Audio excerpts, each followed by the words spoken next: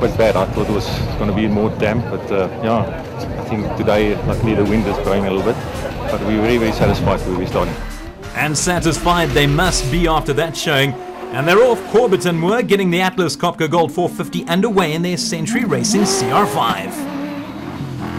Second off the line and a massive 3 minutes later, Cyril van Biljon and Philip Hasselman from Atlas Copco.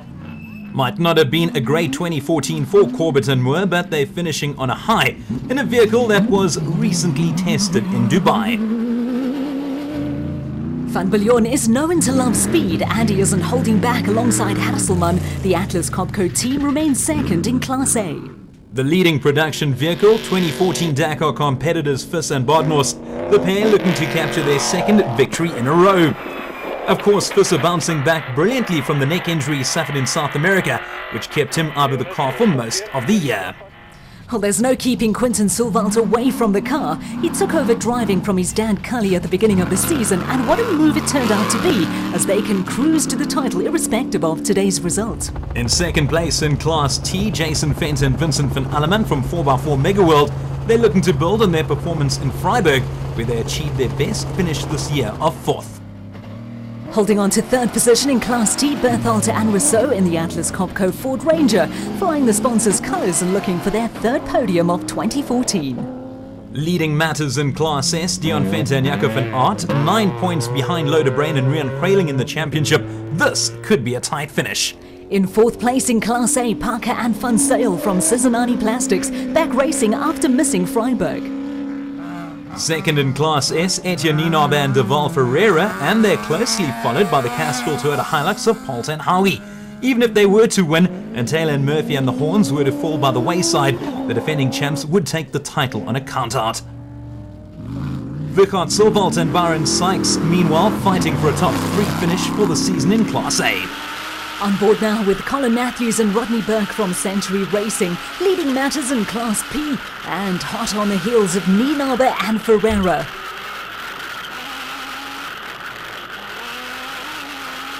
And eventually they would pass them. It was only a matter of time. And they're not done yet, flying past Wichert Silvalt and Sykes, although they look to be having trouble. Speaking of which, stranded on the side of the road, the Hilux of Polt and Howie. It looks as if their race may have come to an end. Lying second in Class P but leading the championship, John Thompson and Clint McNamara, the latter filling in for Mauricio Matten, who's overseas. The first from the Regent Racing stable and lying third in Class S, the man who used to drive the celebs, Archie Rutherford, with Matthew Carlson. Bad news for Silvalt and Sykes, they're out, meaning Keith Macanetti and Untoate Bareng in their first starting in Class A are now 5th. Third in Class P, but 15 points adrift in the championship, James Watson and John Thompson. On board with the Horns, chasing a win and a possible title, but crucially ahead of Taylor and Murphy, and now ahead of the Unifreight Ford of Van Tonder and Creel. Now they've overtaken Terence Marsh, who has a new nav in Mike Lawrenson. Next to Safa Pitcourts and Davy Lange, brilliant driving from the pair from Malalan, who are using the Hilux that Taylor and Murphy won the champs with last season. Could it win 2 years in a row? Well, you spoke too soon after all that thrilling action. The pair coming to a standstill, and let's hope it's nothing worse than a puncture. So after 50 Ks and the Sibania Gold Driffontein Mine as the backdrop, Corbett and Moore lead the way in the specials, followed by Van Biljon and Hasselman. As for the productions, Visser and Badenhorst still in front, followed by Venter and Van Alleman. Back to the action, and Corbett and Moore still flying in their Century Racing CR5. And what a spectacle that was as they fly through the mud, much to the joy or disgust of the spectators. Van Biljon and Hartleman still going strong in their Atlas Copco Batspec 5, the nav saying they feel right at home in a Class A chariot. Not too far behind the leaders in Class T, Visser and Badenhorst in their Atlas Copco Ford Ranger. If they were to remain in this position, Visser would make it 2 wins out of 2 in only 2 races. Well, they seem to be a bit lost, and a few wrong slots confusing matters. But it didn't take them too long to get back onto the route. Ja, dat zijn gewoon worden. Zal vast zitten. Yes, we gaan vast. Dat is een beetje rechts. Still lying second in Class T, the 4x4 Mega World Hilux of Venter and Van Alleman, making a nice mess of the mud.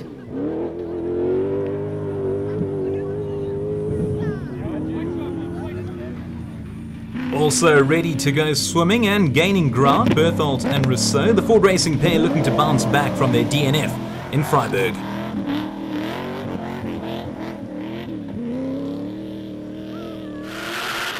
Last time we were on board with these two, they couldn't stop overtaking competitors. Matthews and Burke in front in Class P and looking for only their second podium of the year. Approaching this mud bath very cautiously is Thompson and McNamara, and rightly so. Well, they look to have got themselves completely stuck. And they'll decide to try it again as they reverse. But now the Cincinnati Plastics gym car park and Vincel comes screaming past them, making light work of the problem. Terrific racing. Thompson and McNamara were almost overtaken again, but they're following the same route as the men in front of them. And this time it works. They're out of the mud, while Macanetti and Bereng had no problems going through. What drama!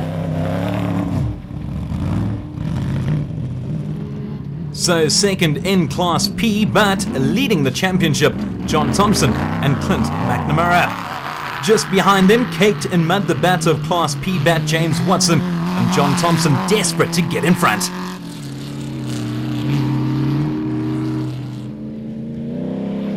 And this mud bath certainly proving to be elusively tricky for all concerned. Deploy and Janssen van Vieren looking slightly troubled, but they've managed to come out unscathed. They're fourth in Class T. Second in Class S and missing a bonnet, Loda Brain and Rian Quailing in the Rubicon Racing Ford Ranger. They hold a 1-point lead in the championship. Third in S, Kotze and Lange. No title on offer for them, unfortunately, but they'd love to finish only their second race of the year. On board with Marsh and new Nav Lawrenson doing the business for Imperial Auto, 6th in class, making light work of Rathbun and Rita in the Rubicon Racing Toyota Hilux. Terence, of course, used to race alongside Gerhard Schutter for a while before taking over the reins of the Celebrity Challenge initiative.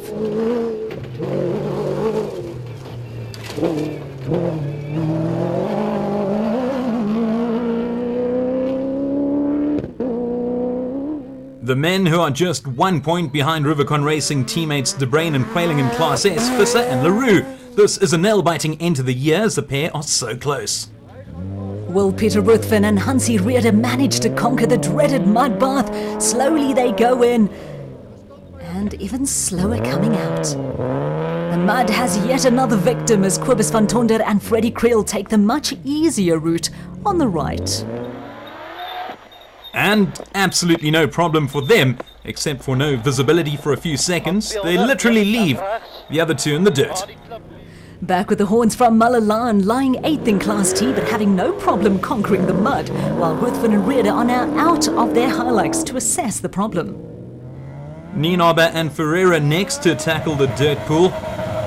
And while it looks tough, they've managed to escape its clutches. And a great touch, they've decided to lend the stranded pair a helping hand.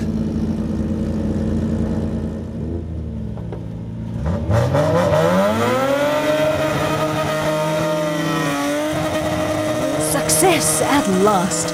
One of the hallmarks of the Donaldson Cross Country Championship is undoubtedly the fantastic sportsmanship and camaraderie. Well, except when it comes to your own navigators, it seems. We've seen very little of Taylor and Murphy. They must be very concerned as they're lying 9th in Class T. But with the Horns just 1 place ahead, the title is theirs for now. Nice manoeuvring past Luke Wood and Andre Vermeulen in Class S, the pair having just joined Regent Racing. In Class G, a tremendous race from Brian Kappa and Michael Abramson to take the win. And with Woolridge and Dreyer not starting the event, Kappa captured the title too. What a 2014 for the man who's more used to two wheels. Bad news for Rathford and Carlson. They look to be definitely out. Walking down there, what happened? No, I think the prop shaft gave way, it sheared off. We hit one of those ditches there, but not very hard, so I don't know. At DSP and still leading, Corbett and Moore. No, it's rough out there, it really is. But we managed to hold on to our lead on the first loop. I think we grew it from 3 to 7 minutes. So all in all, we're happy. As they should be. Meanwhile, the battle in Class P could not be closer. Yeah, we're having a good time out there. Lost brakes a couple of times. My navi's not been so nauseous as yesterday, but everything's going well, thanks. So at DSP Corberton Moore in front amongst the specials, a massive 5 minutes and 53 seconds ahead of Van Biljon and Harselman. While if things stay as they are, Thompson with stand-in Mav McNamara will capture the Class P title. In productions, it's the Atlas Copco Ford PR Fis and Bardnos that lead the way. The last 40 k's with a new route was a little bit difficult to get the route, but on that, yeah, it's good. The car behaves like everything well. Taylor and Murphy certainly still have the title in their sights as long as they remain close to the horns. The car's good, and yeah, we've made up a lot of time. I think the horns are only about 2 minutes ahead of us, so yeah, pressure's on them now. And the car? It's a Toyota, it's perfect.